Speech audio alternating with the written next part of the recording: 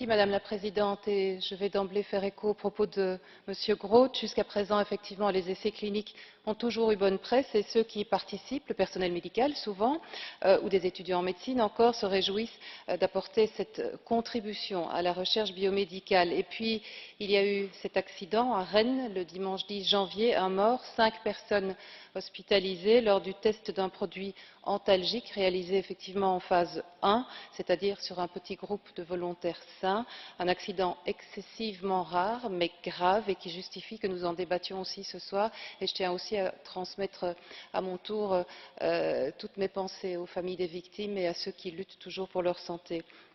C'est l'occasion ce soir de rappeler que ces essais cliniques sont plus que jamais une étape indispensable avant toute mise sur le marché de médicaments et que l'Europe doit rester une place forte dans cette recherche. J'espère bien d'ailleurs que le pays d'où je viens, la Belgique, qui fabrique 15% des médicaments européens, continuera à être reconnu pour son expertise qui est grande en la matière. J'aimerais poser à mon tour deux questions à notre commissaire sur la transparence. Est-il vrai, Monsieur le Commissaire, que la publication de tous les résultats des tests de médicaments, l'une des mesures phares du nouveau règlement européen que le Parlement a durement négocié, que cette publication est repoussée de mai 2016 à 2018?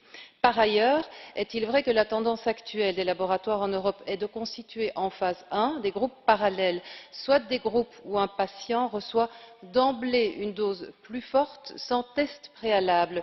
C'est en tous les cas ce qui s'est passé à Rennes, les 6 victimes étant justement celles qui avaient reçu ces fameuses doses supérieures. On sait que l'Europe fait face à une conscience de plus en plus forte venue, une concurrence de plus en plus forte venue d'ailleurs dans ce secteur, mais vous serez bien évidemment d'accord avec nous que la course à la validation de ces essais cliniques ne doit jamais se faire au détriment de la santé et de la sécurité des citoyens européens.